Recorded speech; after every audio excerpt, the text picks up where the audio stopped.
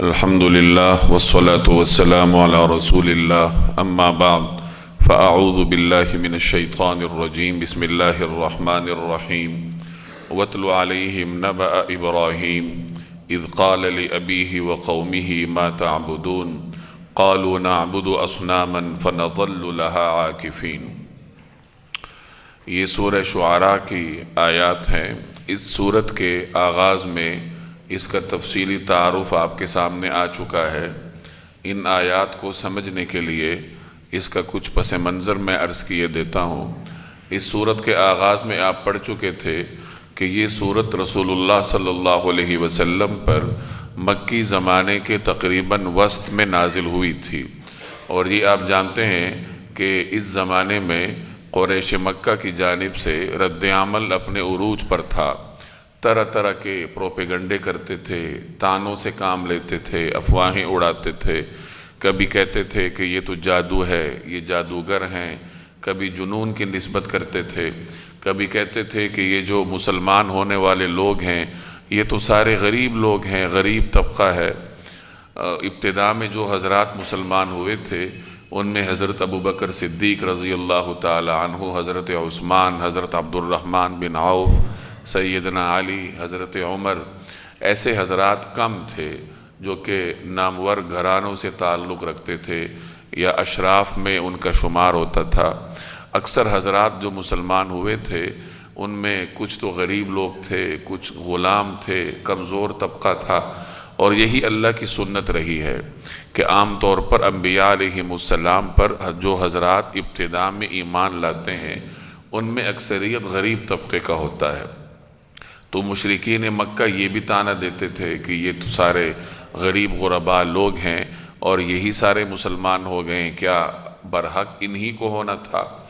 اب یہ وہ تمام افواہیں ہیں جو اس وقت مکہ کے ماحول میں گرم تھیں، اور اسی زمانے میں یہ سورت نازل ہوئی۔ تو اس میں اللہ تبارک و تعالی نے 7 مختلف اقوام کے یہاں واقعات سنائے ہیں۔ انبیاء کے بھی واقعات ہیں، ان کی اقوام کے بھی واقعات ہیں۔ ان انبیاء کو جن حالات سے گزرنا پڑا تھا تو ان حالات کو بھی مختصراً یہاں بیان کیا گیا ہے، اور یہ حالات اس سے پہلے آپ کے سامنے تفصیل سے آ چکے ہیں۔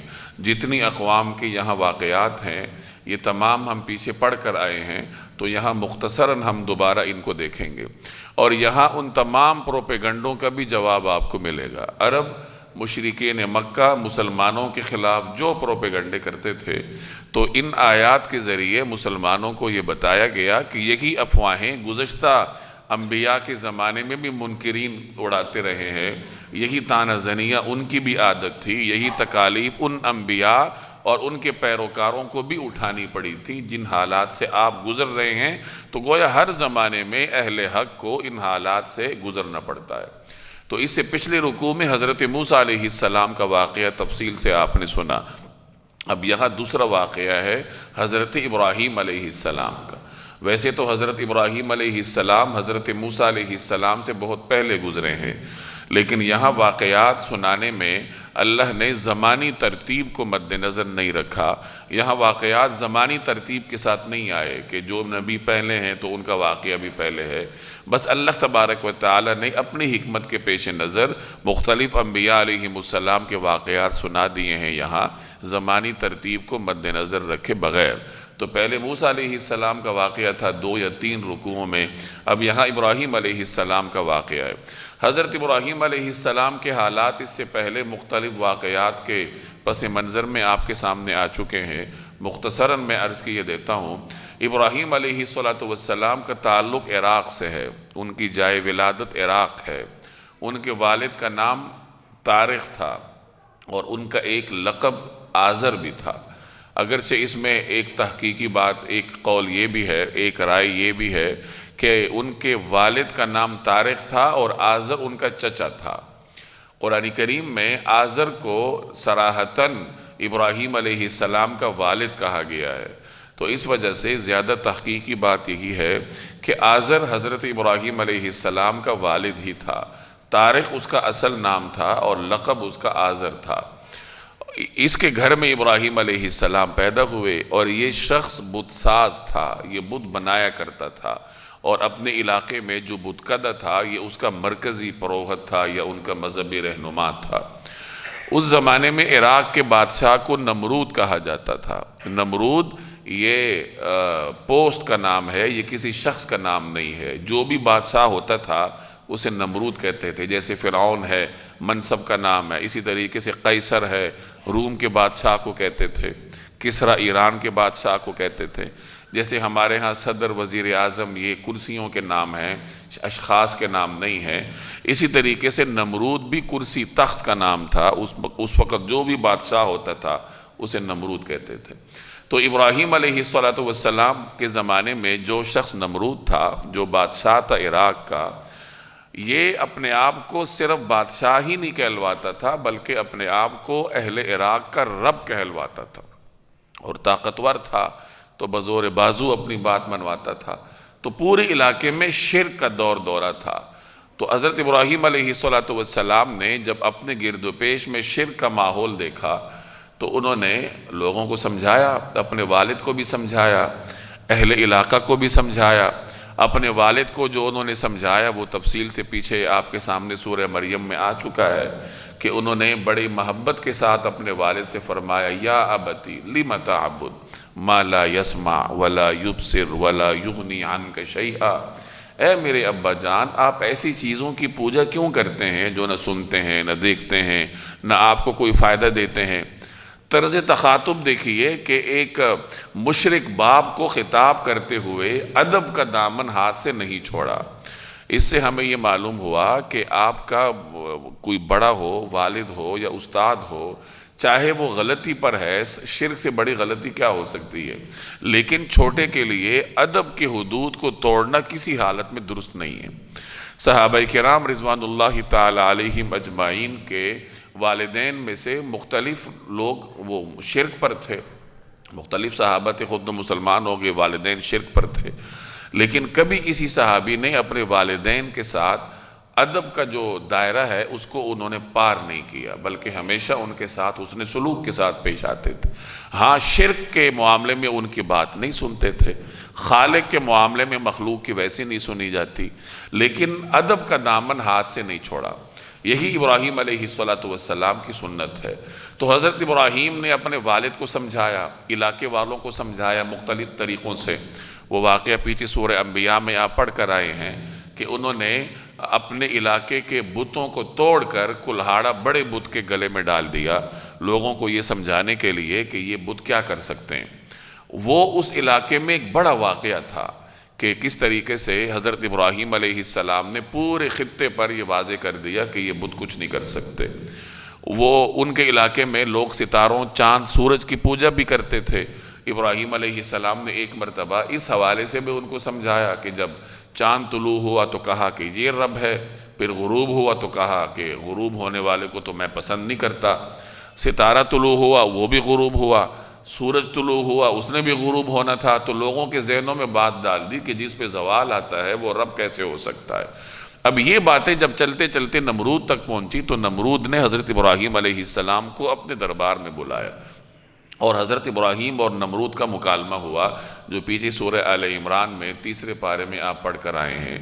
تو اس مکالمے بھی نمرود کو منہ کی کھانا پڑی، دلیل اس کے سامنے تھی نہیں۔ جب دلیل سے وہ عاجز آ گیا تو پھر جو اہل باطل کا وتیرہ ہوتا ہے، طاقت کا استعمال، دھمکیاں، تو وہ کام نمرود نے شروع کیا، ابراہیم علیہ السلام کو آگ میں ڈلوا دیا۔ اللہ نے ابراہیم علیہ السلام پر آگ ٹھنڈی کر دی۔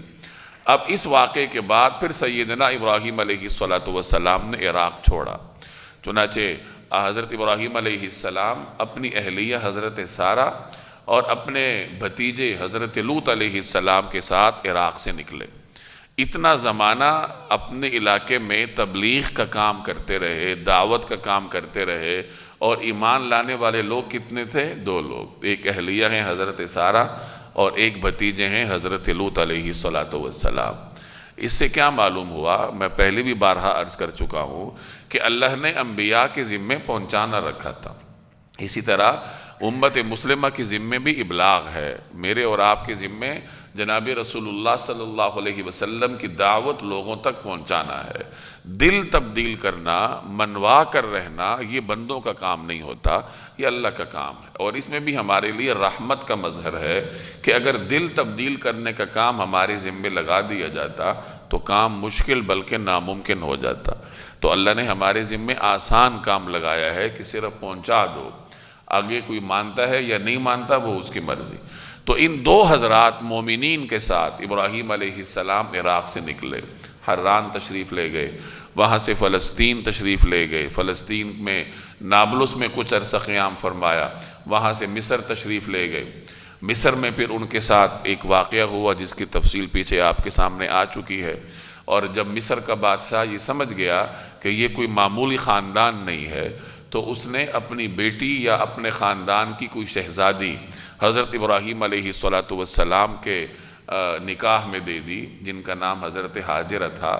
اگرچہ ان کے بارے میں ایک رائے یہ بھی ہے کہ وہ ان کی باندی تھی، لیکن تحقیقی بات یہ ہے کہ یہ یہودیوں کی اڑائی ہوئی بات ہے کہ وہ حضرت حاجرہ کو باندی کہہ کر بنو اسماعیل کا نسب گرانے کی کوشش کرتے ہیں۔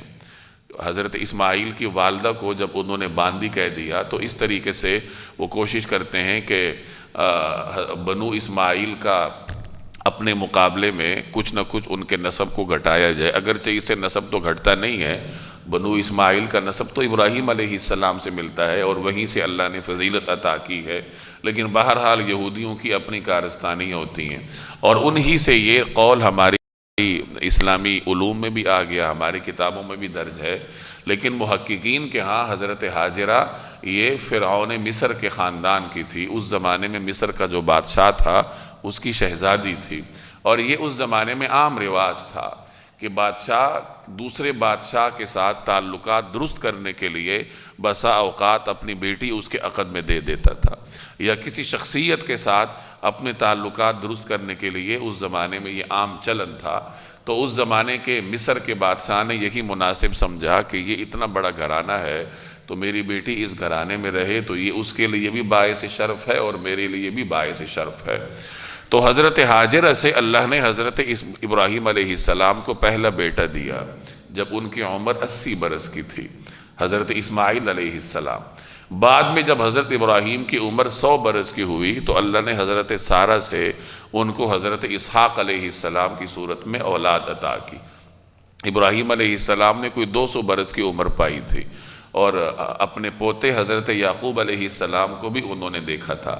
حضرت ابراہیم علیہ السلام نے مختلف خطبے ارشاد فرمائے۔ ایک خطبہ وہ ہے جو انہوں نے اپنے والد کو دیا جس کا ذکر سورہ مریم میں ہے، ایک خطبہ وہ ہے جو انہوں نے نمرود کے دربار میں دیا جس کا ذکر سورہ آل عمران میں ہے، پارہ نمبر 3 میں، یا غالباً سورہ بقرہ میں ہے، پارہ نمبر 3 کے آغاز میں ہے، اور ایک خطبہ وہ ہے جو یہاں پر مذکور ہے۔ ہر خطبے کی اپنی خصوصیات ہیں، یہاں جو ان کا خطبہ مذکور ہے اس میں اللہ کا تعارف ہے، اللہ کی صفات ہیں کہ میرا اللہ ہے کون، اس کی صفات کیا ہیں۔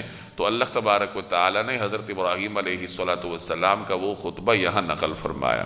اب دیکھیے، وَاتْلُ عَلَيْهِمْ نَبَأَ إِبْرَاهِيمَ، اور اے پیغمبر ان کو ابراہیم کا واقعہ سنائیے۔ اِذْ قَالَ لِأَبِيهِ وَقَوْمِهِ مَا تَعْبُدُونَ، جب انہوں نے اپنے باپ اور اپنی قوم سے کہا تھا کہ تم کس چیز کی عبادت کرتے ہو؟ قالوا، قوم نے کہا، نعبد اصناما، ہم تو بتوں کی عبادت کرتے ہیں، فنظل لها عاکفین، اور انہی کے آگے دھرنا دیے رہتے ہیں۔ عاکف اعتکاف کرنا، اعتکاف کرنے والا بھی مسجد میں دھرنا دیتا ہے ایک قسم کا، تو انہوں نے کہا ہم تو ان کے لیے اعتکاف کرتے ہیں، یعنی ان کو ہم نے پکڑ رکھا ہے۔ قال، ابراہیم علیہ السلام نے فرمایا، هل يسمعونکم، کیا وہ تمہیں سنتے ہیں؟ استدعون، جب تم انہیں پکارتے ہو، او ینفعونکم، یا تمہیں کوئی فائدہ دیتے ہیں، او یضرون، یا کوئی نقصان پہنچاتے ہیں، یعنی کیا وہ تمہیں کوئی فائدہ دیتے ہیں، تمہاری بات سنتے ہیں؟ قوم کے پاس جواب تو تھا نہیں، تو وہ کہنے لگے، قالو، انہوں نے کہا، بل وجدنا آباءنا، اصل بات یہ ہے کہ ہم نے اپنے باپ دادوں کو دیکھا ہے، کذالک یفعلون، اسی طرح کرتے ہوئے، یعنی یہ سنتے ہیں یا نہیں سنتے، دیکھتے ہیں یا نہیں دیکھتے، نفع نقصان دیتے ہیں یا نہیں دیتے، اس سے ہمارا کوئی سروکار نہیں، ہمارے آباء و اجداد ان کی پوجا کرتے تھے تو ہم بھی کرتے ہیں۔ اسی کو کہتے ہیں اندھی تقلید، ایسی تقلید جو انسان کو جہالت میں، انسان کو کسی تباہی کے گڑھے میں جا کے ڈال کے آتی ہے۔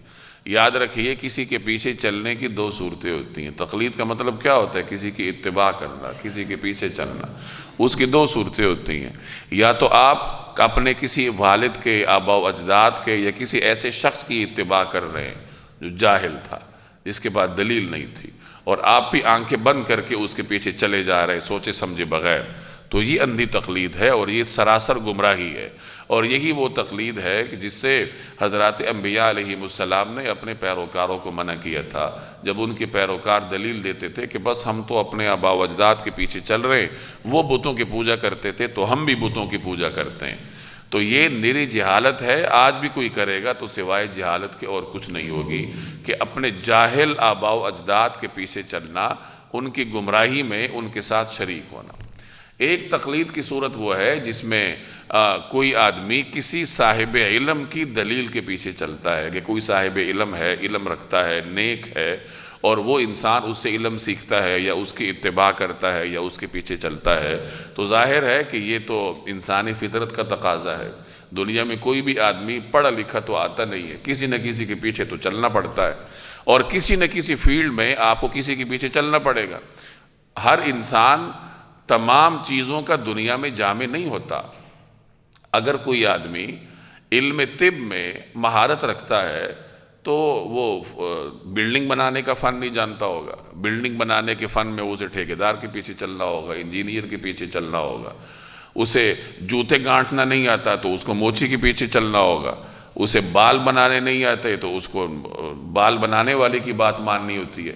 اسی طرح علم دین کے معاملے میں چونکہ وہ ماہر نہیں ہوتا تو پھر اسے کسی ماہر کے پیچھے ہی چلنا پڑتا ہے۔ اور اگر کوئی آدمی علوم دین میں ماہر ہے، وہ سمجھتا ہے کہ مجھے کسی کے پیچھے چلنے کی ضرورت نہیں ہے، میں خود قرآن کریم سمجھ سکتا ہوں، تو وہ خود سمجھے، لیکن اس کو دیگر دنیا کے معاملات میں کسی کے پیچھے چلنا پڑے گا۔ وہ طب نہیں جانتا، وہ انجینئرنگ نہیں جانتا، وہ اور بہت ساری چیزیں نہیں جانتا۔ تو بہرحال کسی شخص کی دلیل کو مانتے ہوئے اس کی دلیل کے پیچھے چلنا، یا اس کو جو اللہ نے خاص صلاحیت دی ہے تو اس کی صلاحیت کے پیچھے چلنا، یہ تو انسانی فطرت کا تقاضا ہے۔ لیکن وہ تقلید باعث ہلاکت ہے جس میں انسان کسی جاہل آدمی کی پیروی کرتا رہتا ہے، اس کی جہالت کو سوچے بغیر، یہ دیکھے بغیر کہ آیا وہ دلیل پر تھا بھی یا نہیں تھا۔ تو یہ وہ تقلید ہے جس سے حضرات انبیاء علیہ السلام کے پیروکاروں کا یہ طریقہ کار تھا، اور وہ بدلے جواب میں یہی کہتے تھے کہ ہم تو کچھ نہیں جانتے مانتے، بس ہم تو اپنے آباء و اجداد کے پیچھے چلتے ہیں۔ یہی کام ہمارے ہاں بھی ہوتا ہے۔ بہت سارے لوگ ایک کام کر رہے ہوتے ہیں، آپ پوچھیں کہ کیوں کرتے ہو؟ بس جی ہم نے پیو دادوں کو دیکھا تھا۔ گاؤں دیہاتوں میں خاص طور پر اسی طریقے سے ہوتا ہے، دلیل نہیں دیکھتے، علم نہیں رکھتے، نہ ان کے آباء و اجداد علم رکھتے تھے۔ قالو، تو انہوں نے کہا کہ بس ہم نے تو اپنے آباء و اجداد کو دیکھا تھا اسی طرح کرتے ہوئے، تو ہم بھی کرتے ہیں۔ قال، ابراہیم علیہ السلام نے کہا افرأیتم ما کنتم تعبدون، بھلا کیا کبھی تم نے ان چیزوں کو غور سے دیکھا جن کی تم عبادت کرتے رہتے ہو؟ کبھی غور کیا ہے ان پہ؟ انتم و آباؤکم الاقدمون، تم بھی اور تمہارے پرانے باپ دادے بھی جن چیزوں کی پوجا کرتے تھے، کبھی غور تو کرو۔ فَإِنَّهُمْ عَدُوٌّ لِّي إِلَّا رَبَّ الْعَالَمِينَ، میرے لیے تو یہ سب دشمن ہیں سوائے ایک رب العالمین کے۔ اب آگے اس رب العالمین کی صفات ہیں، الَّذِي خَلَقَنِي فَهُوَ يَهْدِينِ، جس نے مجھے پیدا کیا ہے پھر وہی میری رہنمائی فرماتا ہے، وَالَّذِي هُوَ يُطْعِمُنِي وَيَسْقِينِ، اور جو مجھے کھلاتا پلاتا ہے، وَإِذَا مَرِضْتُ فَهُوَ يَشْفِينِ، اور جب میں بیمار ہوتا ہوں تو مجھے شفا دیتا ہے۔ یاد رکھیے شفا دینے والی ذات اللہ ہے۔ انسان علاج بطور سبب کے اختیار کرتا ہے، سبب میں نتیجہ پیدا کرنا یہ اللہ تبارک و تعالیٰ کے حکم سے ہوتا ہے۔ تو ڈاکٹر شافی نہیں ہوتا، شافی اللہ ہے، ڈاکٹر ایک وسیلہ ہے۔ تو علاج سنت ہے۔ جناب رسول اللہ صلی اللہ علیہ وسلم نے اپنی امت کو علاج کی تلقین فرمائی ہے، اپنے عمل کے ذریعے بھی اور اپنے فرامین کے ذریعے بھی، اور یہ بھی سکھایا ہے کہ یہ علاج محض ایک وسیلہ ہوتا ہے۔ شفا کس نے دینی ہے؟ شفا اللہ تبارک و تعالی نے دینی۔ یہی ابراہیم علیہ السلام نے فرمایا کہ جب میں بیمار ہوتا ہوں تو اللہ تعالیٰ مجھے شفا دیتا ہے۔ بیماری بھی اللہ دیتا ہے، لیکن ابراہیم علیہ السلام نے بیماری کی نسبت اپنی طرف کی ہے۔ اور یہی ادب کا تقاضا ہے کہ اچھی صفات کی نسبت اللہ تبارک و تعالیٰ کی طرف کی جائے، اور جہاں کوئی کمی کوتاہی ہو یا کوئی انسان کو مصیبت کا سامنا ہو تو وہاں اپنی کوتاہی کو تلاش کیا جائے کہ میرا گناہ کہاں پر تھا۔ انسان بیمار ہوتا ہے تو کسی بد پرہیزی کی وجہ سے ہوتا ہے، کسی بے احتیاطی کی وجہ سے ہوتا ہے۔ تو ابراہیم علیہ السلام نے فرمایا کہ جب میں بیمار ہوتا ہوں تو شفا کون دیتا ہے؟ اللہ دیتا ہے۔ والذی یمیتنی، اور جو مجھے موت دے گا، ثم یحیین، پھر زندہ کرے گا۔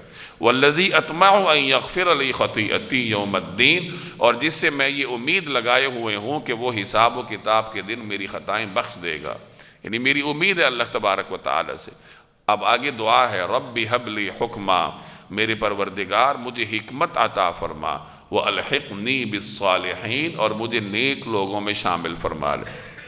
یہی دعا حضرت یوسف علیہ السلام کی بھی آپ پیچھے سورہ یوسف میں پڑھ کر آئے ہیں کہ انہوں نے اللہ کے حضور یہ مناجات کی، رب قد آتیتنی من الملک وعلمتنی من تأویل الاحادیث فاطر السماوات والارض انت ولی فی الدنیا والآخرہ توفنی مسلما والحقنی بالصالحین، کہ میری دنیا سے رخصتی اس حالت میں ہو کہ میں آپ کا فرمانبردار ہوں، وَأَلْحِقْنِي بِالصَّالِحِينَ، اور مجھے نیکوکاروں میں ملا دیجیے۔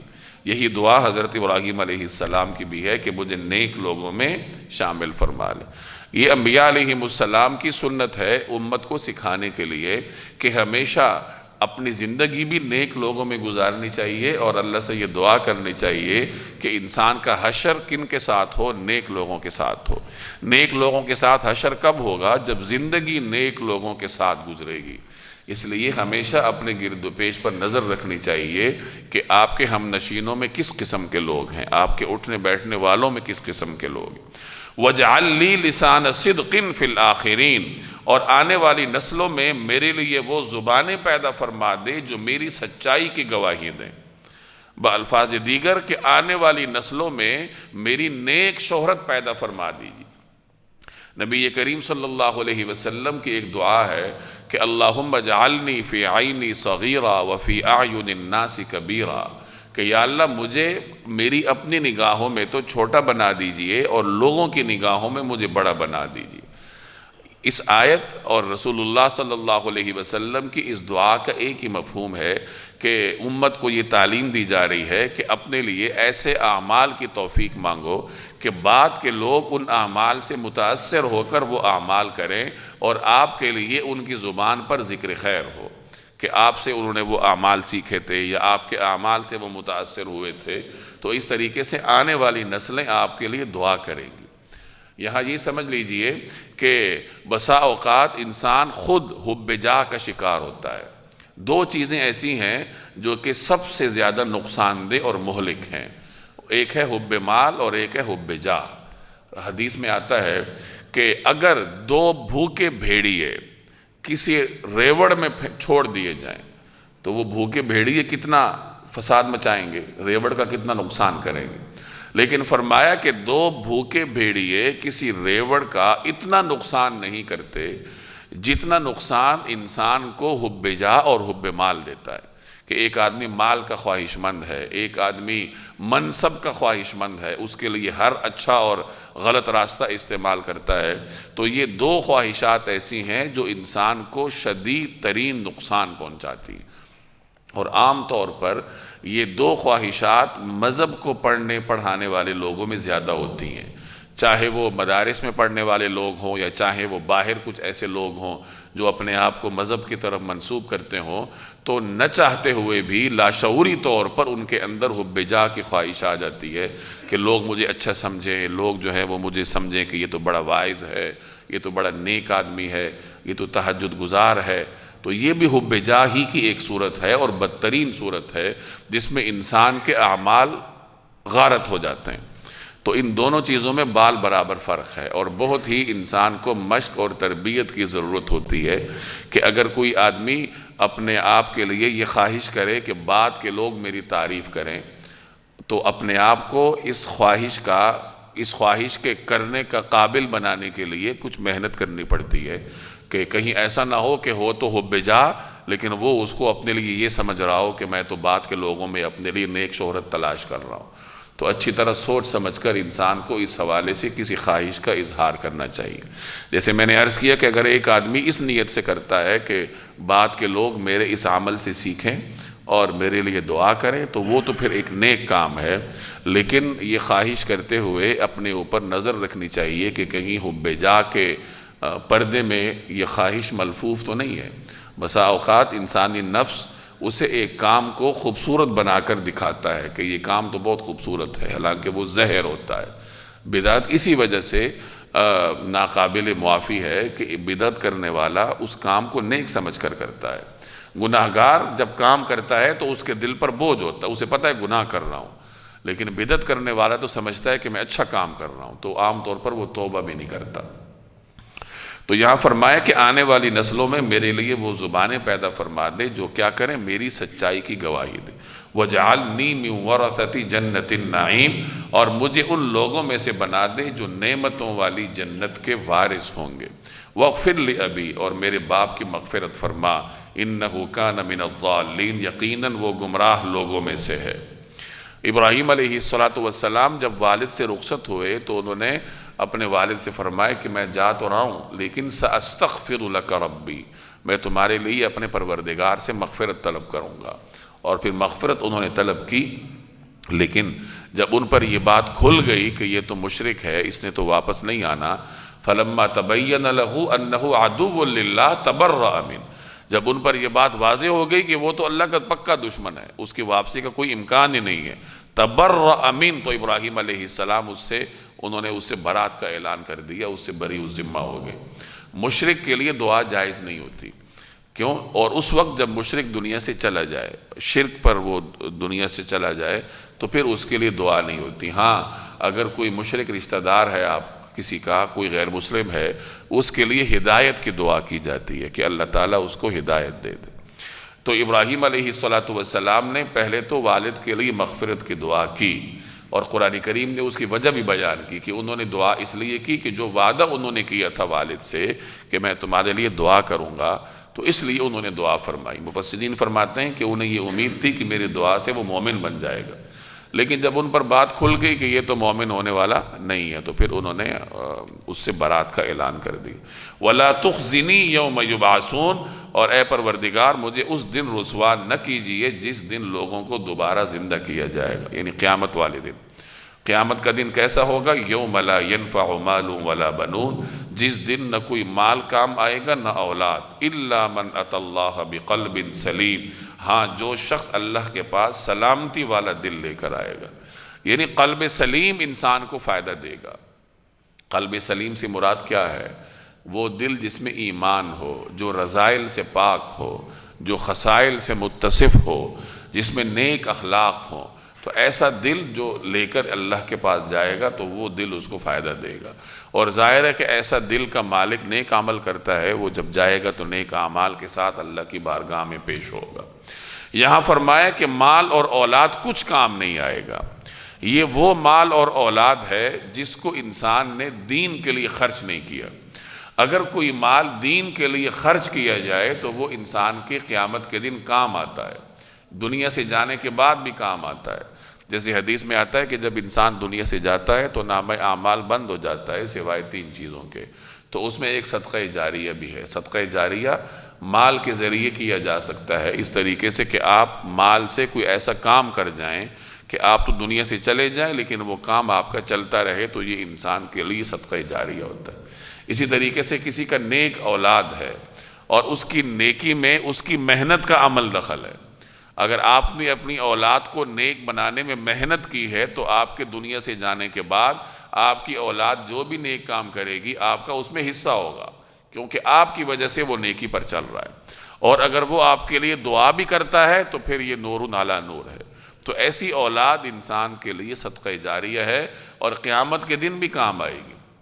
اگر کسی کی اولاد نیک ہو تو وہ اپنے والدین کے لیے قیامت کے دن شفاعت بھی کر سکتی ہے۔ تو یہاں وہ مال اور اس اولاد کا ذکر ہے کہ قیامت کے دن فائدہ نہیں دے گا کہ جس مال اور اولاد کو آپ نے دنیا میں دین کے لیے نہیں برتا، مال کو دین کے لیے استعمال نہیں کیا، اولاد کی دینی تربیت نہیں کی، وہ غلط راستے پر چل پڑے، تو ظاہر ہے کہ قیامت کے دن ایسا مال اور ایسی اولاد انسان کے کچھ کام نہیں آنے والی۔ میں اکثر عرض کرتا رہتا ہوں کہ کوشش کرنی چاہیے کہ اپنی اولاد کی دینی بنیادوں پر تربیت ہو۔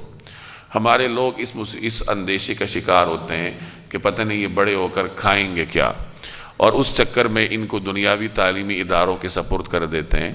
اب یہ تعلیم حاصل کرنا کوئی منع نہیں ہے، ظاہر ہے کہ ڈاکٹر انجینئر بنیں گے تو ملک چلے گا، اگر سارے ہی مولوی بن جائیں تو پھر ملک کیسے چلے گا؟ یہ تو فطرت کے خلاف ہے۔ تو دنیاوی تعلیمی اداروں میں جانا کوئی غلط نہیں ہے، لیکن آج کل وہاں جو ماحول ہے وہ بچوں کے لیے زہر قاتل ہے، اور اس ماحول کا تدارک اگر گھروں کی سطح پر نہ کیا جائے تو پھر اولاد آپ کے قابو میں نہیں رہتی، آپ کی نگاہوں کے سامنے آپ کے ہاتھوں سے پھسل جاتی ہے، اور وہ پھر بڑی ہو کر نہ والدین کو پہچانتی ہے، نہ والدین کی دنیا سے جانے کے بعد ان کی زبان پر اپنے والدین کے لیے کوئی کلمہ خیر آتا ہے۔ کتنے بچے ایسے ہوتے ہیں جو اپنے والدین کے جنازوں میں کھڑے ہوتے ہیں لیکن ان کو جنازہ پڑھنے کا طریقہ نہیں آتا۔ جب آپ نے انہیں قرآن کریم پڑھنا ہی نہیں سکھایا تو وہ آپ کے دنیا سے جانے کے بعد آپ کے لیے کیا تلاوت کریں گے، کیا ایصال ثواب کریں گے، کیا دعا کریں گے؟ تو یہ جو ہمارے ہاں ایک خبط سوار ہے لوگوں پر کہ جی صبح بچہ بیکن ہاؤس میں ہے، شام کو بچہ فلانی اکیڈمی میں ہے، اور رات کو والدین اس کے سر پر سوار ہیں کہ تم نے یہ کام کیا یا نہیں کیا۔ یہ ماحول بچے کو نفسیاتی طور پر بھی تباہ کر دیتا ہے اور اس کی اخلاقیات کا بھی بیڑا غرق کر دیتا ہے، اور اس ماحول میں پڑھنے والا بچہ عموماً پھر والدین کو نہیں پہچانتا ہوتا۔ تو اپنے اولاد کی تربیت فطری انداز سے کرنی چاہیے، اور فطری انداز یہی ہے کہ پہلے اولاد کو ایمان سکھایا جائے، پھر اس کو نیک اعمال سکھائے جائیں، اور اس کے بعد پھر آپ اس کو بھیجیں جہاں مرضی بھیجنا ہے۔ ایک صحابی کہتے ہیں کہ جب ہم بچے تھے تو نبی کریم صلی اللہ علیہ وسلم ہمیں سب سے پہلے ایمان سکھاتے تھے، اور اس کے بعد آپ علیہ السلام ہمیں اعمال کی تعلیم دیتے تھے، غالباً نماز کا ذکر ہے یا قرآن، ہاں ہمیں ایمان کے بعد ہمیں قرآن کی تعلیم دیتے تھے، اور صحابی کہتے ہیں کہ قرآن کریم کی تعلیم سے ہمارے ایمان میں اور اضافہ ہو جاتا تھا۔ تو یہ طریقہ کار ہے کہ پہلے بچے کو ایمان سکھائیں، پھر اسے اللہ کا کلام سکھائیں، اور اس کے بعد پھر اس کو جہاں مرضی بھیجیں، جس ماحول میں بھی بھیجیں گے تو وہ نظریاتی طور پر مضبوط ہوگا، پھر وہ بگڑتا نہیں ہے۔ ہمارے ہاں معاشرے میں جو لوگ کوئی زیادہ مذہبی ہوتے ہیں تو اپنے بچے کو ناظرہ پڑھا دیتے ہیں، کوئی اور زیادہ مذہبی ہوتے ہیں اپنے بچے کو حفظ کرا دیتے ہیں۔ تو خوب یاد رکھیے کہ یہ طریقے اولاد کی تربیت کے لیے کافی نہیں ہیں۔ اگر آپ کا بچہ ناظرہ پڑھ لے، حفظ بھی کر لے، تو اس کے راہ راست پر رکھنے کے لیے اس کا یہ ناظرہ اور اس کا یہ حفظ کافی نہیں ہے جب تک اس کی نظریاتی تربیت نہ ہو جائے۔ اور وہ تربیت کب ہوگی؟ جب قرآن کریم اس کو سمجھ آئے گا کہ قرآن کریم مجھ سے مخاطب کیا ہے، مجھ سے خطاب کیا کرتا ہے، رسول اللہ صلی اللہ علیہ وسلم کی سیرت کا اس کو علم ہوگا، صحابہ کرام کے بچوں کے واقعات اسے معلوم ہوں گے، پھر جا کر بچوں میں یہ صلاحیت پیدا ہوتی ہے کہ وہ ماحول کا مقابلہ کر سکتے ہیں۔ ورنہ تو قرآن پڑھے ہوئے حافظ بچے آپ کو ایسے ایسے کام کرتے ہوئے ملیں گے کہ آپ کانوں کو ہاتھ لگائیں گے۔ تو وجہ یہی ہوتی ہے کہ نظریاتی طور پر تربیت نہیں ہوتی، اور کچھ ہمارے معاشرے میں یہ ایک یوں سمجھ لیں کہ زوال کی ایک بڑی علامت ہے کہ ہمارے ہاں اساتذہ جو کسی بھی فن کے ہوں، کالج کے ہوں، یونیورسٹی کے ہوں، قرآن پاک کے ہوں، کسی بھی فن کے اساتذہ ہوں، ان کی اپنی تربیت نہیں ہوئی ہوتی، وہ خود مجبوراً یا کسی اور مقصد کے تحت اس کام سے وابستہ ہوتے ہیں، تو نتیجتاً وہ چاہے بچے کو یونیورسٹی میں پڑھائیں، کالج میں پڑھائیں، اپنے شاگردوں کی تربیت کرنے میں وہ کامیاب نہیں ہوتے، اور تربیت کرنا ان کا مقصد بھی نہیں ہوتا، تو پھر کیا تربیت ہوگی؟ تو ان حالات میں ہمارے معاشرے میں والدین کو اپنے بچوں کے لیے بہت حساس رہنا پڑتا ہے۔ وَأُزْلِفَتِ الْجَنَّةُ لِلْمُتَّقِينَ، اور جنت متقی لوگوں کے لیے قریب کر دی جائے گی۔ وَبُرِّزَتِ الْجَحِيمُ لِلْغَاوِينَ، اور دوزخ کھلے طور پر گمراہوں کے سامنے کر دی جائے گی۔ وَقِيلَ لَهُمْ، اور ان سے کہا جائے گا، أَيْنَمَا كُنْتُمْ تَعْبُدُونَ، کہاں ہے وہ جن کی تم عبادت کرتے تھے من دون اللہ، اللہ کو چھوڑ کر، کہاں گئے وہ بت؟ ہل ینصرونکم، کیا وہ تمہاری مدد کریں گے؟ او ینتصرون، یا خود اپنا بچاؤ کر لیں گے؟ یہ مجرمین سے خطاب ہوگا قیامت کے دن۔ فَكُبْكِبُوا فِيهَا هُمْ وَالْغَاوُونَ، اور گمراہوں کو بھی اوندھے منہ دوزخ میں ڈال دیا جائے گا۔ وَجُنُودُ إِبْلِيسَ أَجْمَعُونَ، اور ابلیس کے سارے لشکروں کو بھی جہنم میں ڈالا جائے گا۔ قَالُوا وَهُمْ فِيهَا يَخْتَصِمُونَ، وہاں یہ سب آپس میں لڑتے ہوئے کہیں گے، کن کو؟ اپنے معبودوں کو، تَاللَّهِ، اللہ کی قسم، ان کننا لفی ضلال مبین، ہم تو اس زمانے میں کھلی گمراہی میں مبتلا تھے، اذ نسویکم برب العالمین، جب ہم نے تمہیں رب العالمین کے برابر قرار دے رکھا تھا۔ یہ وہ اپنے معبودوں سے کہیں گے کہ وہ تمہارا بیڑا غرق ہو، تمہاری وجہ سے ہمارا یہ حال ہوا ہے کہ ہم تمہیں پتھر سے خود بناتے تھے اور رب العالمین کے برابر کھڑا کر دیتے تھے۔ وما اضلنا الا المجرمون، اور ہمیں تو ان بڑے بڑے مجرموں نے ہی گمراہ کیا تھا، اپنے سرداروں کے پیچھے ہم چلے تھے۔ فما لنا من شافعین، نتیجہ یہ ہے کہ نہ تو ہمیں کسی قسم کی سفارش کرنے والے میسر ہیں، ولا صدیق حمیم، اور نہ کوئی ایسا دوست جو ہمدردی کر سکے۔ آج ہمارا کوئی نہیں ہے۔ دنیا میں تو نمرود تھا، فرعون تھا، بڑا سرمایہ دار تھا، قیامت کے دن اس سے بڑا بیچارہ اور کوئی نہیں ہوگا، جب نہ کوئی دوست ہے نہ کوئی ہمدرد ہے۔ اس کے دوست خود سڑ رہے ہوں گے کیونکہ اس کے دوست بھی اس کی طرح ہوں گے، نہ کوئی شفاعت کرنے والا ہے، تو ایسے ماحول میں اس سے زیادہ بیچارہ اور کوئی نہیں ہوگا، اور اپنی بیچارگی کا وہ اظہار کرے گا۔ یہ اظہار ہی ہو رہا ہے کہ آج نہ تو ہمارا کوئی دوست ہے نہ کوئی ہمارا مددگار ہے۔ فَلَوْ أَنَّ لَنَا كَرَّةً، کاش کہ ہمیں ایک مرتبہ اور باری مل جائے، ایک اور موقع مل جائے دنیا میں جانے کا، فَنَكُونَ مِنَ الْمُؤْمِنِينَ، تو ہم کیا بن جائیں گے؟ مومن بن جائیں گے۔ اب یہ تمام تر ابراہیم علیہ السلام کا خطبہ ہے، ان کے وہ کلمات ہیں جو انہوں نے اپنی قوم سے ارشاد فرمائے تھے۔ إِنَّ فِي ذَلِكَ لَآيَةً، یقیناً اس سارے واقعے میں عبرت کا بڑا سامان ہے۔ وَمَا كَانَ أَكْثَرُهُم مُؤْمِنِينَ، پھر بھی ان میں سے اکثر لوگ ایمان نہیں لاتے۔ وَإِنَّ رَبَّكَ لَهُوَ الْعَزِيزُ الرَّحِيمُ، اور یقین رکھو کہ تمہارا پروردگار صاحب اقتدار بھی ہے، بہت مہربان بھی۔ یہ تو ابراہیم علیہ السلام کا واقعہ اور ان کا خطبہ اللہ تبارک و تعالی نے سنایا، اور جیسے میں نے عرض کیا کہ ایسے ماحول میں کہ جب صحابہ کرام کو ہر طرف سے طعنوں کا سامنا تھا، تو اس ماحول میں ابراہیم علیہ السلام کا واقعہ سنایا گیا کہ دیکھو ابراہیم علیہ السلام بت ساز کے گھر میں پیدا ہوئے تھے، چاروں طرف شرک کا دور دورہ تھا، تو انہوں نے کس طریقے سے اس ماحول میں اپنے آپ کو باطل کے خلاف انہوں نے کردار ادا کیا۔ تو وہ جو سنت ابراہیمی ہے اس میں تمہارے لیے بھی اسوہ حسنہ ہے، اور اس میں ایک طور سے صحابہ کرام کے لیے جناب رسول اللہ صلی اللہ علیہ وسلم کے لیے تسلی تھی، تو دوسری طرف قریش کو یہ باور بھی کروایا گیا کہ تم اپنے آپ کو ابراہیم علیہ السلام کی طرف منسوب کرتے ہو، تو پھر ابراہیم علیہ السلام کا پیغام تو یہ ہے، ان کا پیغام تو وہ نہیں ہے جس پہ تم عمل پیرا ہو۔ کذبت قوم نوح المرسلین، نوح کی قوم نے پیغمبروں کو جھٹلایا۔ اب نوح علیہ السلام کا واقعہ شروع ہو رہا ہے۔ نوح علیہ السلام ابراہیم علیہ السلام سے بھی پہلے گزرے تھے، لیکن میں پہلے عرض کر چکا ہوں کہ یہ واقعات زمانی ترتیب کے مطابق نہیں سنائے جا رہے۔ حضرت نوح علیہ السلام نے اپنی قوم کو 950 برس تک سمجھایا، لیکن ان کے ساتھ کتنے لوگ تھے؟ 70 یا 73 کے قریب لوگ تھے جو آخر میں ان کے ساتھ کشتی پر سوار ہوئے اور جنہیں اللہ نے بچایا، باقی ساری قوم غرق ہوگی۔ 950 برس میں نوح علیہ السلام پر ایمان لانے والے لوگ کتنے تھے؟ 70 یا 73 لوگ تھے۔ اذ قال لهم اخوهم نوح، جب ان کے بھائی نوح نے ان سے کہا، الا تتقون، کیا تم اللہ سے نہیں ڈرتے؟ انی لکم رسول امین، یقین جانو کہ میں تمہارے لیے ایک امانت دار پیغمبر ہوں۔ فاتقوا اللہ، لہذا تم اللہ سے ڈرو، واطیعون، اور میری بات مانو۔ وما اسألکم علیہ من اجر، اور میں تم سے اس کام پر کسی قسم کی کوئی اجرت نہیں مانگتا۔ ان اجری الا علی رب العالمین، میرا اجر تو صرف اس ذات نے اپنے ذمے لے رکھا ہے جو سارے دنیا جہان کی پرورش کرتی ہے۔ حضرات انبیاء علیہ السلام کی یہ سنت رہی ہے کہ انہوں نے اپنی قوم سے کبھی دنیاوی مفاد نہیں مانگا، اور اپنی جو تبلیغ ہے، اپنا جو کام ہے، وہ صرف اللہ کی رضا کے لیے سر انجام دیتے رہیں۔ فاتقوا اللہ، لہٰذا تم اللہ سے ڈرو، وَأَطِیعُونَ، اور میری بات مانو۔ یہ نوح علیہ السلام کی تبلیغ ہے۔ اب ان کا پیغمبری لب و لہجہ آپ نے دیکھ لیا، اب قوم کا جواب دیکھیں۔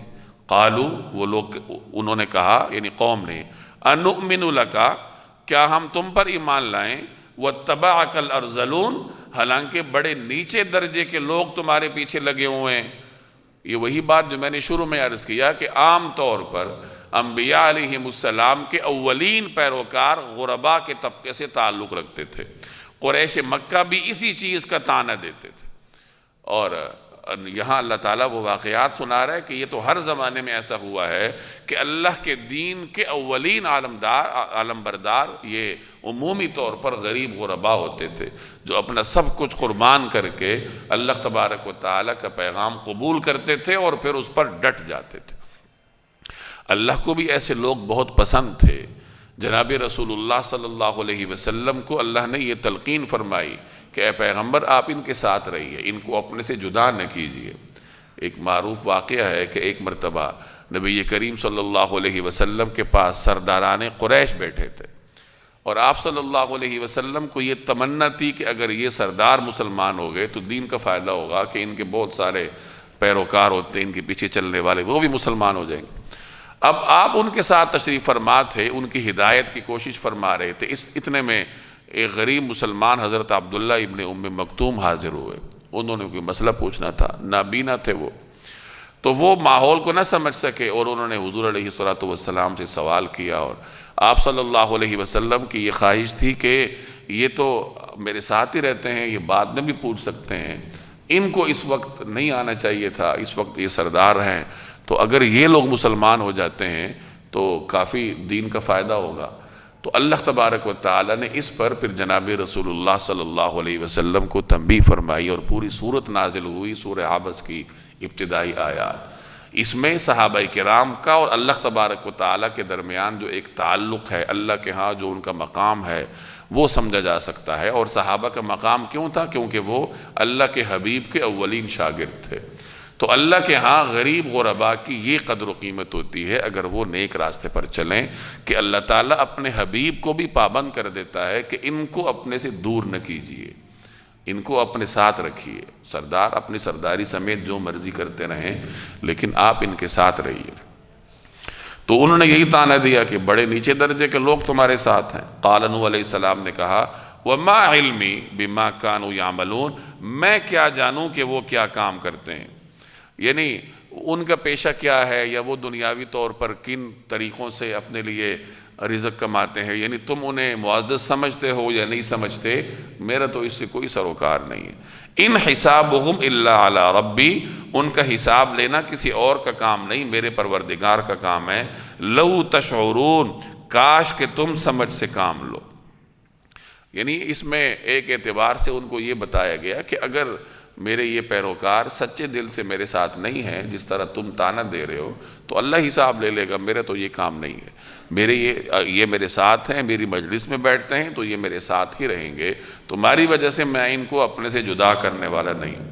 وَمَا أَنَا بِطَارِدِ الْمُؤْمِنِينَ، اور میں مومنوں کو دھتکار کر اپنے سے دور نہیں کر سکتا۔ إِنْ أَنَا إِلَّا نَذِيرٌ مُبِينٌ، میں تو بس ایک خبردار کرنے والا ہوں جو حقیقت کھول کر رکھ رہا ہوں۔ نوح علیہ السلام کا جواب آپ نے دیکھ لیا، اب قوم کا جواب دیکھیں۔ قالو، وہ کہنے لگے، لَإِن لَّمْ تَنْتَهِ يَا نوح، اے نوح اگر تم باز نہ آئے، لَتَكُونَنَّ مِنَ الْمَرْجُومِينَ، تو تمہیں پتھر مار مار کر ہلاک کر دیا جائے گا، ہم تمہیں رجم کر دیں گے، یعنی پتھر مار مار کر ہلاک۔ قال رب ان قومی کذبون، نوح علیہ السلام نے کہا میرے پروردگار، میری قوم نے مجھے جھٹلا دیا۔ فافتح بینی و بینہم فتحا، اب آپ میرے اور ان کے درمیان دو ٹوک فیصلہ کر دیجئے۔ وَنَجِّنِي وَمَن مَّعِيَ مِنَ الْمُؤْمِنِينَ، اور مجھے اور میرے مومن ساتھیوں کو بچا لیجئے۔ فَأَنْجَيْنَا، چنانچہ ہم نے انہیں نجات دی، وَمَن مَّعَهُ، اور ان کے ساتھیوں کو بھی، کیسے؟ فِي الْفُلْكِ الْمَشْحُونَ، ایک بھری ہوئی کشتی میں، چنانچہ ہم نے انہیں اور ان کے ساتھیوں کو بھری ہوئی کشتی میں بچا لیا۔ ثُمَّ أَغْرَقْنَا بَعْدُ الْبَاقِينَ، پھر اس کے بعد باقی لوگوں کو غرق کر دیا۔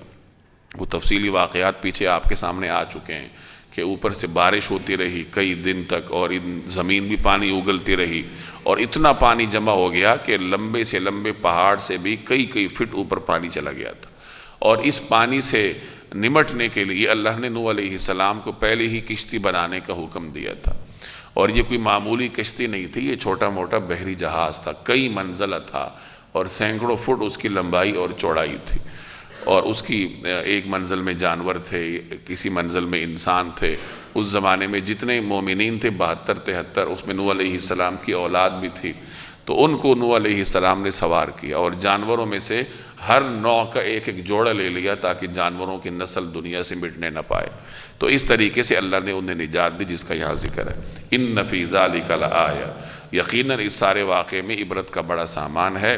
وما کان اکثرهم مؤمنین، پھر بھی ان میں سے اکثر لوگ ایمان نہیں لاتے۔ وان ربک لہو العزیز الرحیم، اور یقین جانو تمہارا پروردگار صاحب اقتدار بھی ہے، بہت مہربان بھی۔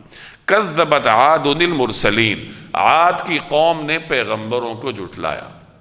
قوم عاد یہ قدیم عرب قوم ہے، یہ عرب میں آباد تھی، یمن سے لے کر عراق تک ان کی بستیاں پھیلی ہوئی تھیں۔ اللہ تبارک و تعالیٰ نے انہیں مال سے بھی نوازا تھا، ان کو صلاحیت دی تھی، یہ بڑے بڑے مکانات بنایا کرتے تھے، طاقتور تھے، بڑے بڑے ڈیل ڈول والے تھے۔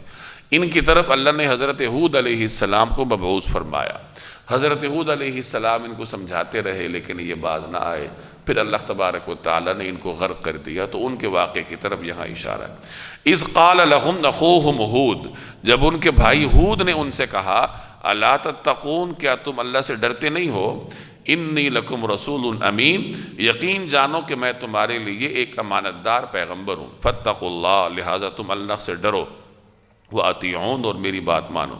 وَمَا أَسْأَلُكُمْ عَلَيْهِ مِنْ أَجْرٍ، اور میں تم سے اس کام پر کسی قسم کی کوئی اجرت نہیں مانگتا۔ ان اجری الا علی رب العالمین، میرا اجر تو صرف اس ذات نے اپنے ذمے لے رکھا ہے جو سارے دنیا جہان کی پرورش کرتی۔ اتبنون بکل ریع آیۃ تعبثون، کیا تم ہر اونچی جگہ پر کوئی یادگار بنا کر فضول حرکتیں کرتے ہو؟ وَتَتَّخِذُونَ مَصَانِعَ لَعَلَّكُمْ تَخْلُدُونَ، اور تم نے بڑی کاریگری سے بنائی ہوئی عمارتیں اس طرح رکھ چھوڑی ہیں جیسے تمہیں ہمیشہ زندہ رہنا ہے۔ قوم عاد لمبی لمبی بڑی بڑی عمارتیں بناتے تھے، ان کی بنائی ہوئی کئی منزلہ عمارتیں حضرت عثمان رضی اللہ تعالی عنہ کے زمانے تک موجود تھیں، ان کے آثار موجود تھے، کیونکہ یہ عرب ہی کی قوم تھی۔ یہ جیسے میں نے عرض کیا کہ یمن سے لے کر عراق تک اس پورے خطے میں ان کی بستیاں تھیں، ان کے آثار تھے۔ آج بھی جگہ جگہ آثار قدیمہ والوں کو ان کی باقیات مل جاتی ہیں۔ اور یہ وہ قوم ہے کہ جس کا ذکر قرآن کریم کے علاوہ کہیں پر نہیں ہے، تورات میں، زبور میں، انجیل میں، گزشتہ کتابوں میں یا قدیم تاریخوں میں کہیں پر ان کا کوئی ذکر نہیں ہے۔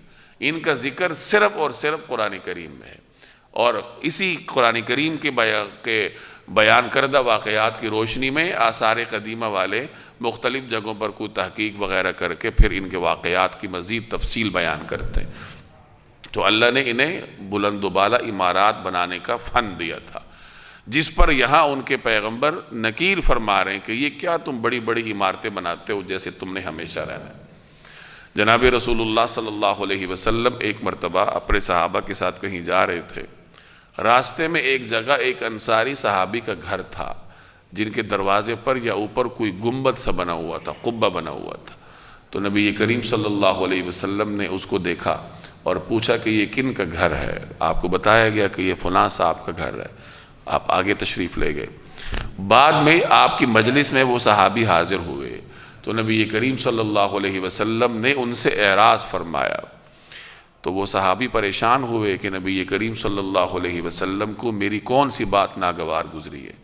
جب اس طرح ہوا تو انہوں نے صحابہ کرام سے پوچھنا شروع کیا کہ کیا بات ہے، مجھ سے کیا ایسی غلطی سرزد ہوئی ہے کہ نبی کریم صلی اللہ علیہ وسلم مجھ سے ناراض ہیں؟ تو کسی نے بتایا کہ اس طرح ہم تمہارے مکان کے پاس سے گزرے تھے تو حضور صلی اللہ علیہ وسلم نے مکان کے بارے میں صرف پوچھا تھا، ارشاد کچھ نہیں فرمایا۔ تو وہ صحابی سمجھ گئے کہ میرا مکان رسول اللہ صلی اللہ علیہ وسلم کو ناگوار گزرا ہے، چنانچہ وہ گئے اور اپنے مکان کو زمین کے برابر کر دیے، یعنی وہ جو قبہ تھا وہ انہوں نے گرا دی۔ اسی واقعے میں ایک اور روایت میں یہ الفاظ ہیں کہ کوئی جو مکان ہوتا کہ کسی مال میں یعنی مکانات پر لگنے والے مال میں کوئی خیر نہیں ہوتی. یہ بعض مختلف روایات کا مفہوم ہے کہ مکانات پر عمارات پر لگنے والے مال میں خیر نہیں ہوتی. اب اس پر محدثین نے بحث کی ہے کہ کیا ہر قسم کی عمارت پر مال لگانے میں خیر نہیں ہے؟ تو لب لباب یہی ہے کہ انسان اپنا گھر بنا سکتا ہے. گھر بنانے کے کئی درجات ہوتے ہیں، یا گھر کے علاوہ کوئی بھی نعمت انسان حاصل کرنا چاہے اس کی کئی درجات ہوتے ہیں. پہلا درجہ تو ضرورت کا ہے کہ انسان اپنی بنیادی ضرورت پوری کرے، تو ضرورت پوری کرنے کی اللہ نے اجازت دی ہے. اگلا درجہ آسائش کا ہے کہ انسان ضرورت سے آگے بڑھ کر اپنے لیے کچھ سہولت تلاش کرے، تو اللہ نے اس کی بھی اجازت دی ہے.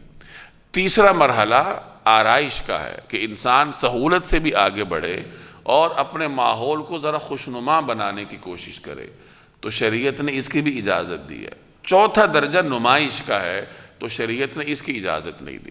یعنی گھر ضرورت کے لیے بنایا جا سکتا ہے، اس میں آسائش تلاش کی جا سکتی ہے، اس میں آرائش کا بھی اہتمام کیا جا سکتا ہے، لیکن اگر یہ تمام کام نمائش کے لیے کیے جائیں تو پھر وہ انسان کے لیے وبال بن جاتا ہے، اور ایسے لگنے والے مال میں کوئی خیر نہیں ہوتی. تو بہرحال یہ ایمان کے اپنے درجات ہوتے ہیں. کچھ حضرات کا ایمانی درجہ بلند ہوتا ہے تو وہ صرف ضرورت تک رہتے ہیں، آسائش تک بھی نہیں جاتے کہ ہم نے کون سا ہمیشہ رہنا ہے یہاں پر. اصل منزل تو آخرت ہے، یہ تو محض ایک آرام گاہ ہے. تو آرام گاہ میں اسی قدر جد و جہد کرنی چاہیے جس قدر انسان وہاں رہتا ہو. تو یہاں یہی بات کہی جا رہی ہے کہ جو اتنی بڑی بڑی عمارتیں بنا رہے ہو تو کیا تم نے ہمیشہ اس میں رہنا ہے؟ عربوں کے بارے میں رسول اللہ صلی اللہ علیہ وسلم کی پیشن گوئی ہے نا کہ قیامت کے قریب قیامت کی جو علامات بیان کی گئی ہیں وہ یہی ہے کہ بھوکے ننگے اور بکریاں چرانے والے لوگ اس وقت میں لمبی لمبی عمارات بنانے پر فخر کریں گے.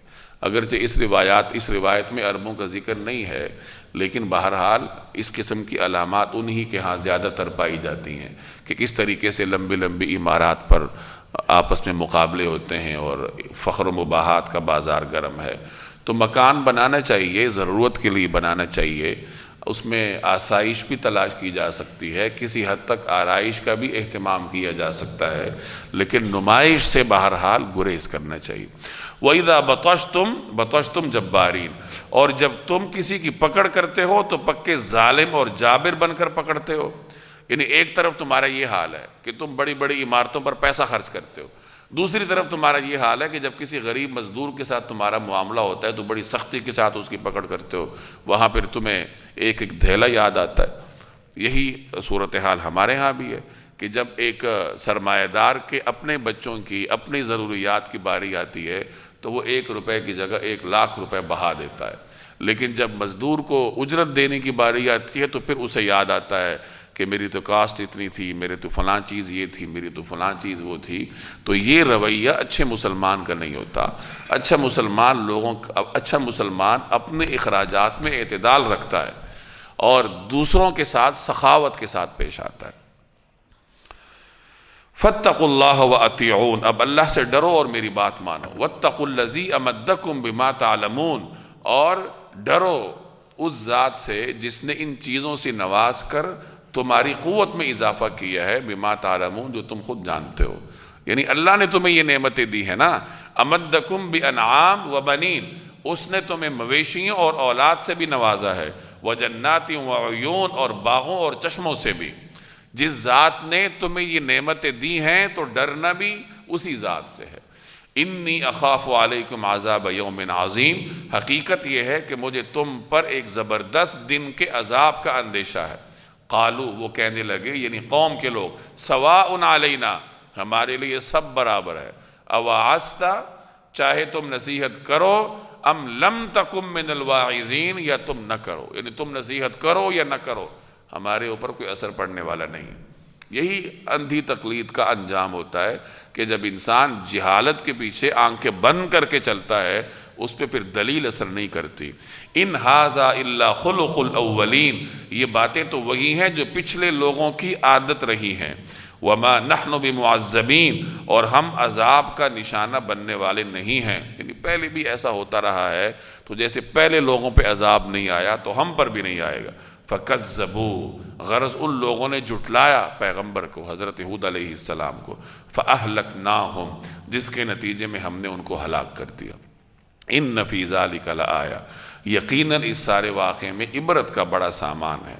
وَمَا كَانَ أَكْثَرُهُم مُؤْمِنِينَ، پھر بھی ان میں سے اکثر لوگ ایمان نہیں لاتے۔ وَإِنَّ رَبَّكَ لَهُوَ الْعَزِيزُ الرَّحِيمُ، اور یقین رکھو کہ تمہارا پروردگار صاحب اقتدار بھی ہے، بڑا مہربان۔ اب ان آیات میں ایک طرف انبیاء علیہ السلام کے خطبات ہیں آپ کے سامنے، ان کا لب و لہجہ ہے کہ کس طریقے سے وہ قوم کو سمجھاتے تھے، دوسری طرف قوم کا رد عمل آپ کے سامنے ہے، ان کا لب و لہجہ ہے، اور پھر اس سب کو بیان فرما کر آخر میں اللہ ہمیں دعوت دے رہا ہے کہ دیکھو اس میں تمہارے لیے نشانی ہے، اور پیشن گوئی بھی ہے، اور ایک حقیقت کا اظہار بھی ہے کہ اکثر لوگ ایمان نہیں لاتے۔ یعنی پیغمبروں کے اتنے خطبات پڑھ کر بھی، نافرمان لوگوں کا انجام دیکھ کر بھی اکثر لوگ ایمان نہیں لاتے۔ اکثریت ہمیشہ غلط راستے پر ہوتی ہے۔ یہاں قرآن کریم کیا کہہ رہا ہے کہ اکثر لوگ ایمان نہیں لاتے۔ وَلَا تَجِدُ أَكْثَرَهُمْ شَاكِرِينَ، ابلیس نے کہا تھا اللہ کے سامنے کہ اکثر بندے آپ کے شکر گزار نہیں ہوں گے۔ وَقَلِيلٌ مِّنْ عِبَادِيَ الشَّكُورُ، اللہ کہہ رہا ہے کہ میرے بندوں میں سے کم لوگ ایسے ہیں جو شکر گزار ہے۔ تو ہمیشہ تھوڑی سی قلیل جماعت ہوتی ہے جو حق پر ہوتی ہے، جو شکر گزار ہوتی ہے، جو درست راستے پر ہوتی ہے، تو ہمیشہ دعا کرنی چاہیے کہ ہمارا شمار ان تھوڑے لوگوں میں سے ہو جو اللہ تبارک و تعالیٰ کی شکر گزار ہے۔ وَإِن كَذَّبَتْ ثَمُودُ الْمُرْسَلِينَ، قوم سمود نے پیغمبروں کو جھٹلایا۔ عرب کے ایک طرف قدیم قوم عاد آباد تھی، دوسری طرف یعنی جب حجاز سے شام کی طرف جاتے تھے تو اس راستے میں قوم سمود آباد تھی۔ یہ عرب کی قدیم ترین اقوام ہیں جنہیں عرب بائدہ کہا جاتا ہے، یعنی یہ وہ عرب ہیں جن کا نام و نشان مٹ چکا ہے، قوم عاد اور قوم سمود کا۔ پہلے قوم عاد گزری ہے، وہ تباہ ہوئی تو ان کی باقیات کے طور پر قوم سمود دنیا میں انہوں نے عروج پایا۔ ان کی طرف اللہ نے حضرت صالح علیہ السلام کو بھیجا، وہ نہ مانے، انہوں نے ایک منمانا مطالبہ کیا کہ ہمیں من چاہا معجزہ چاہیے۔ معجزہ کیا چاہیے کہ یہ پہاڑ ہے، اس کی کوک سے، اس کی جڑ سے ایسی اونٹنی نکال کر لائیے جو اونٹنی گابن ہو اور وہ آ کے بچہ جان دے، ہمیں اس قسم کا معجزہ چاہیے، پھر ہم ایمان لائیں گے۔ حضرت صالح علیہ السلام نے اللہ سے دعا کی تو اللہ نے ان کا وہ مطالبہ پورا کر دیا۔ وہ پھر بھی باز نہ آئے، انہوں نے اس اونٹنی کو نقصان پہنچانے کا ارادہ کیا اور کچھ شرپسندوں نے اس کو پورا بھی کیا۔ اب یہ اللہ کی نشانی تھی جس کی انہوں نے توہین کی، تو اس کے بدلے میں پھر سب کو اللہ تبارک و تعالیٰ نے ہلاک کر دیا۔ تو یہاں اس قوم کا ذکر ہے، اور اس قوم کے آثار جو تھے وہ جب حجاز سے شام جاتے تھے تو راستے میں تھے۔ جب جناب رسول اللہ صلی اللہ علیہ وسلم تبوک کے لیے تشریف لے جا رہے تھے تو راستے میں قوم سمود کے جو علاقہ تھا وہاں سے آپ کا گزر ہوا، تو رسول اللہ صلی اللہ علیہ وسلم نے اپنی اونٹنی کو تیز فرمایا، اپنے چہرہ انور کو ڈھک لیا، اور صحابہ کرام کو حکم دیا کہ یہاں تیزی کے ساتھ گزرنا ہے، یہاں کا نہ تو پانی استعمال کرنا ہے نہ کوئی اور چیز استعمال کرنی۔ اس سے یہ معلوم ہوا کہ جب انسان گناہ کرتا ہے تو جہاں وہ خود گناہوں میں لتھڑتا ہے وہاں وہ ماحول کو بھی آلودہ کرتا ہے۔ ہمیں تو آلودگی صرف ایندھن میں نظر آتی ہے نا کہ وہ فیکٹری کا ایندھن ہے، یہ دھواں ہے، وہ فلاں چیز ہے، یہ تو آلودگی حصی ہے۔ روحانی آلودگی اس ماحول میں ہوتی ہے کہ جس ماحول میں گناہ ہوتے ہوں، اور جس ماحول میں نیکی ہوتی ہے وہاں روحانی طور پر پاکیزگی ہوتی ہے۔ تو اس قوم کی جگہ سے رسول اللہ صلی اللہ علیہ وسلم نے صحابہ کرام کو تیزی کے ساتھ جانے کا حکم دیا اور وہاں کا پانی استعمال کرنے سے روکا۔ گویا کہ گناہگار قوم، سزا یافتہ قوم کے علاقے کا پانی بھی آلودہ ہوتا ہے اور وہاں کی آب و ہوا بھی آلودہ ہوتی ہے، تو جتنی جلدی وہاں سے آگے نکل لیا جائے انسان کے لیے بہتر ہوتا ہے۔ تو یہاں اس قوم کا ذکر ہے، کذبت ثمود المرسلین، قوم ثمود نے پیغمبروں کو جھٹلایا، اذ قال لهم اخوهم صالح، جب ان کے بھائی صالح نے ان سے کہا، الا تتقون، کیا تم اللہ سے ڈرتے نہیں ہو، انی لکم رسول امین، یقین جانو کہ میں تمہارے لیے ایک امانت دار پیغمبر ہوں، فاتقوا اللہ، لہٰذا تم اللہ سے ڈرو، وَأَطِيعُونَ، اور میری بات مانو، وَمَا أَسْأَلُكُمْ عَلَيْهِ مِنْ أَجْرٍ، اور میں تم سے اس کام پر کسی قسم کی کوئی اجرت نہیں مانگتا، ان اجری الا علی رب العالمین، میرا اجر تو صرف اس ذات نے اپنے ذمے لے رکھا ہے جو سارے دنیا جہان کی پرورش کرتی ہے۔ أَتُتْرَكُونَ فِي مَا هَاهُنَا آمِنِينَ، کیا تمہیں اطمینان کے ساتھ ان ساری نعمتوں میں ہمیشہ رہنے دیا جائے گا جو یہاں ہے؟ أَتُتْرَكُونَ، کیا تمہیں چھوڑا جائے گا، فی ما ہاہنا، یہاں پر جو ہے نعمتیں، یعنی یہ جو تمہارے باغات ہیں، تمہارے محلات ہیں، کیا تم ہمیشہ رہو گے؟ فی جنات، ان باغوں میں، وعیون، اور چشموں میں، وزروع، اور ان کھیتیوں میں، ونخل طلعها ہضیم، اور ان نخلستانوں میں جن کے خوشے ایک دوسرے میں پیوست ہیں، یعنی یہ جو گھنے گھنے باغات ہیں، کیا تم ہمیشہ یہاں رہو گے؟ وَتَنْحِتُونَ مِنَ الْجِبَالِ بُيُوتًا فَارِحِينَ، اور کیا پہاڑوں کو بڑے ناز کے ساتھ تراش کر تم گھر بناتے رہو گے، یعنی ہمیشہ بناؤ گے؟ ہمیشہ تو یہاں نہیں رہو گے۔ فَاتَّقُوا اللَّهَ، اب اللہ سے ڈرو، وَأَطِيعُونَ، اور میری بات مانو۔ ان خطبات میں بڑی تاثیر ہے اگر ان کو غور سے پڑھا جائے اور بار بار پڑھا جائے، اور پھر اپنے آپ سے یہ سوال کیا جائے۔ آپ ایک گھر بنا رہے ہیں، خوبصورت گھر بنا رہے ہیں، تو وہاں بیٹھ کر اپنے آپ سے سوال کرنا چاہیے کہ میں اس گھر میں ہمیشہ رہوں گا، یہ میری دکان ہے، میری ملازمت ہے، میری تجارت ہے، کہ میں یہاں ہمیشہ رہوں گا؟ یعنی انبیاء علیہم السلام نے جن مواعظ کے ذریعے اپنی قوم کو جگایا تھا، تو ان مواعظ میں اللہ نے بڑی نصیحت رکھی ہے۔ اب یہ بظاہر تو بڑے سیدھے سادے جملے ہیں جو ہم تیزی کے ساتھ پڑھتے جا رہے ہیں، لیکن یہ اپنے اندر معانی اور عبرت نصیحتوں کا ایک جہان رکھتے ہیں، تو یہ یاد کرنے چاہیے اور اپنے اندر ان کو محفوظ کرنا چاہیے، اپنے آپ سے یہ سوال کرنا چاہیے کہ میں ہمیشہ یہاں رہوں گا، اس گھر میں ہمیشہ بال بچوں میں رہوں گا، میں ہمیشہ اس کاروبار میں رہوں گا۔ آج کل فارم ہاؤسز بناتے ہیں لوگ، اپنے لیے آسائشوں کا انتظام کرتے ہیں، تو کرنے میں حرج نہیں ہے، لیکن اپنے آپ کو یہ سمجھانا چاہیے کہ میں ہمیشہ یہاں نہیں رہوں گا۔ اور جب یہ بات سمجھ لے گا آدمی، تو پھر غلط طریقے سے کما کر انسان آسائش تلاش نہیں کرتا۔ فَاتَّقُوا اللَّهَ وَأَطِيعُونَ، اب اللہ سے ڈرو اور میری بات مانو۔ وَلَا تُطِيعُوا أَمْرَ الْمُسْرِفِينَ، اور ان حد سے گزرے ہوئے لوگوں کا کہنا مت مانو، ایسے لوگوں کے پیچھے مت چلو جو حد سے گزر چکے ہیں، جو اپنے پروردگار کو نہیں جانتے۔ الَّذِينَ يُفْسِدُونَ فِي الْأَرْضِ، جو زمین میں فساد پھیلاتے ہیں، وَلَا يُصْلِحُونَ، اور اصلاح کا کام نہیں کرتے، یعنی ہمیشہ مصلحین کے پیچھے چلنا چاہیے۔ قالوا، وہ کہنے لگے، انما انت من المسحرین، کہ تم پر تو کسی نے بڑا بھاری جادو کر دیا۔ وہی پروپیگنڈا جو قریش مکہ رسول اللہ صلی اللہ علیہ وسلم کے بارے میں کرتے تھے۔ تو یہاں قرآن کریم کہہ رہا ہے کہ حضرت صالح علیہ السلام کے خلاف بھی قوم نے یہی پروپیگنڈا کیا تھا، اور جادوگر ہونے کا طعنہ فرعون نے موسیٰ علیہ السلام کو بھی دیا تھا، جو پیچھے پڑھ کر آپ آئیں۔ ما انت الا بشر مثلنا، تمہاری حقیقت اس کے سوا کچھ بھی نہیں کہ تم ہم جیسی ہی ایک انسان ہو۔ فأت بآیہ، لہٰذا کوئی نشانی لے کر آؤ، ان کنت من الصادقین، اگر تم سچے ہو۔ قال، صالح علیہ السلام نے کہا، ہذہ ناقہ، لو یہ اونٹنی ہے، لہا شرب، ایک پانی پینے کی باری تو اس کی ہے، وَلَكُمْ شِرْب یوم معلوم، اور ایک معین دن میں پانی پینے کی باری تمہاری ہوگی۔ چونکہ وہ اونٹنی اللہ کی نشانی تھی تو بہت بڑی تھی، قوی الجثہ تھی، تو جو قوم کا پانی پینے کی جگہ تھی تو وہ اونٹنی اس کو پورا پی جاتی تھی۔ تو حضرت صالح علیہ السلام نے یہ فیصلہ کیا کہ اچھا، ایک دن اونٹنی کی باری ہوگی، ایک دن تمہاری باری ہوگی، تم ضروریات پوری کر لو۔ وَلَا تَمَسُّوهَا بِسُوءٍ، اور اس کو بری نیت سے ہاتھ بھی نہ لگانا، یعنی اللہ کی نشانی ہے یہ، اس کو نقصان دینے کا سوچنا بھی نہ۔ فَيَأْخُذَكُمْ عَذَابُ يَوْمٍ عَظِيمٍ، ورنہ ایک زبردست دن کا عذاب تمہیں آ پکڑے گا۔ لیکن وہ بدبختی کے راستے پر چل رہے تھے، تو کچھ شقی القلب لوگوں نے اس کو نقصان پہنچایا۔ فَعَقَرُوهَا، پھر ہوا یہ کہ انہوں نے اس اونٹنی کی کونچے کاٹ ڈالی، اس کے پاؤں کاٹ دیے۔ فَأَصْبَحُوا نَادِمِينَ، اور آخرکار پشیمان ہوئے، یعنی بعد میں جب عذاب آیا پھر پشیمان ہوئے۔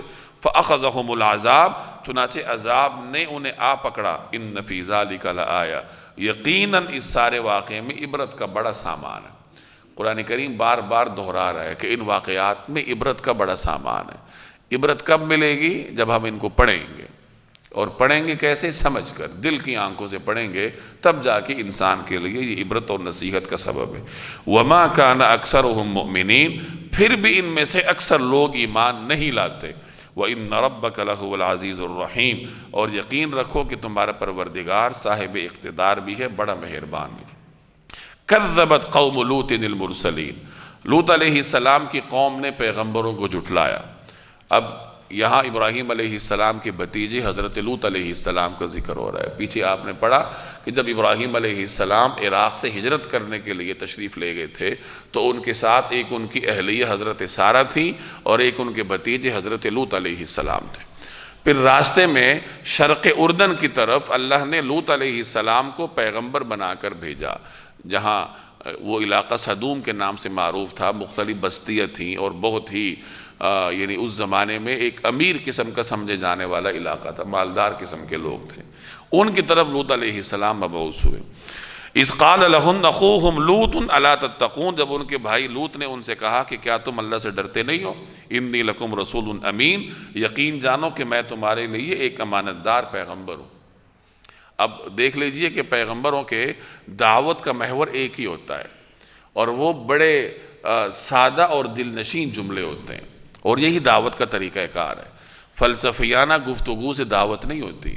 یہ جو ہمارے ہاں تبلیغی جماعت کام کرتی ہے تو ان کی دعوت کے جو بنیادی 6 اصول ہیں وہ بھی بہت سیدھے سادے ہیں، اور انہی اصولوں کے اندر رہ کر وہ دعوت کا کام کرتے ہیں۔ تو یہی انبیاء کا منہج ہے کہ دعوت کا اسلوب سادہ رکھا جاتا ہے، منطقی گفتگو، فلسفیانہ انداز تکلم یہ دعوت میں نہیں چلتا۔ لیکن ایک مرحلہ آ جاتا ہے جب ان کی ضرورت پڑتی ہے، جیسے قرآن کریم کہتا ہے ادعو الی سبیل ربک بالحکمہ والموعظۃ الحسنہ وجادلہم باللتی ہی احسن، کہ اپنے رب کی طرف بلاؤ حکمت کے ساتھ، اچھی گفتگو کے ساتھ، یعنی گفتگو اچھی رکھو۔ یہ جو سیدھا اسلوب ہے یہ گفتگو میں تو رکھا جائے گا، لیکن جب مکالمے کی بات آئے گی تو پھر مجادلہ کرنا پڑتا ہے، وَجَادِلْهُمْ بِالَّتِي هِيَ أَحْسَنُ، اور ان کے ساتھ مکالمہ کرو اچھے طریقے سے۔ تو بسا اوقات مکالمہ کرنا پڑ جاتا ہے، یعنی اگر آپ کا مخاطب آپ کو کوئی دلیل دے دیتا ہے تو پھر اس دلیل کا توڑ آپ کو کرنا پڑے گا، تو وہاں پھر یہ فلسفہ، یہ منطق، دینی علوم پھر وہاں پر انسان کے کام آتے ہیں۔ لیکن عمومی دعوت کا جو انداز ہے وہ ہمیشہ سیدھا سادہ اور ایسا ہوتا ہے کہ ایک دیہاتی بھی اس کو سنے تو سمجھ جائے۔ انی لکم رسول امین، یقین جانو کہ میں تمہارے لیے ایک امانت دار پیغمبر ہوں۔ فاتقوا اللہ، لہٰذا تم اللہ سے ڈرو، واطیعون، اور میرا کہنا مانو۔ وما اسألکم علیہ من اجر، اور میں تم سے اس کام پر کسی قسم کی کوئی اجرت نہیں مانگتا۔ ان اجری الا علی رب العالمین، میرا اجر تو صرف اس ذات نے اپنے ذمے لے رکھا ہے جو سارے دنیا جہان کی پرورش کرتی ہے۔ اتأتون الذکران من العالمین، کیا دنیا جہان کے سارے لوگوں میں تم ہو جو مردوں کے پاس جاتے ہو؟ یہ بات پہلے تفصیل سے آپ کے سامنے آ چکی ہے بارہا، کہ قوم لوط میں کچھ ایسی برائیاں تھیں جو پہلے دنیا میں نہیں پائی جاتی تھی، ان میں سے ایک ہم جنس پرستی بھی تھی، اور اسی طرح وہ مجلسوں میں بیٹھ کر فحاشی کا ارتکاب کرتے تھے، لوگوں سے ٹیکس لیتے تھے، عجیب و غریب کرتوت تھے ان کے۔ وَتَذَرُونَ مَا خَلَقَ لَكُمْ رَبُّكُمْ مِنْ أَزْوَاجِكُمْ، اور تمہاری بیویاں جو تمہارے رب نے تمہارے لیے پیدا کی ہیں ان کو چھوڑے بیٹھے ہو، یعنی اللہ نے تمہاری بیویاں پیدا کی ہیں تو تم ہم جنس پرستی کا شکار کیوں ہوتے ہو؟ بل انتم قوم عادون، حقیقت تو یہ ہے کہ تم حد سے بالکل گزرے ہوئے لوگ۔ قالو، وہ کہنے لگے، یا لوط لئن لم تنتہی یا لوط، اے لوط اگر تم باز نہ آئے، لتکونن من المخرجین، تو تم بھی ان لوگوں میں شامل ہو جاؤ گے جنہیں نکال باہر کیا جاتا، یعنی ہم تمہیں باہر نکال دیں گے۔ قال انی لعملکم من القالین، لوط علیہ السلام نے کہا یقین جانو میں ان لوگوں میں سے ہوں جو تمہارے اس کام سے بالکل بیزار ہیں، یعنی میں تمہارے ان کاموں سے بیزار ہوں۔ رب نجنی واہلی مما یعملون، میرے پروردگار جو حرکتیں یہ لوگ کر رہے ہیں مجھے اور میرے گھر والوں کو ان سے نجات دے دے۔ فنجینا، چنانچہ ہم نے ان کو نجات دی، وَأَهْلَهُ اجمعین، اور ان کے سب گھر والوں کو بھی، إِلَّا عَجُوزًا فِي الْغَابِرِينَ، سوائے ایک بڑھیا کے جو پیچھے رہنے والوں میں شامل رہی۔ مراد لوط علیہ السلام کی بیوی ہے جو ان پر ایمان نہیں لائی تھی، تو وہ تو قوم کے ساتھ عذاب کا شکار ہوئی، باقی سب ان کے جو اہل تھے، اہل و عیال جو ان کے پیروکار تھے اللہ نے ان کو نجات دی۔ فنجینا ثم دمرنا الآخرین، پھر اور سب کو ہم نے تباہ کر دیا۔ وامطرنا علیہم مطرا، اور ان پر ایک زبردست بارش برسا دی، پتھروں کی بارش ان پر ہوئی تھی۔ فساء مطر المنذرین، غرض بہت بری بارش تھی جو ان پر برسی جنہیں پہلے سے ڈرا دیا گیا تھا۔ ان فی ذلک لآیہ، یقیناً اس سارے واقعے میں عبرت کا بڑا سامان ہے۔ وما کان اکثرهم مؤمنین، پھر بھی ان میں سے اکثر لوگ ایمان نہیں لاتے۔ وان ربک لہو العزیز الرحیم، اور یقین رکھو کہ تمہارا پروردگار صاحب اقتدار بھی ہے، بڑا مہربان۔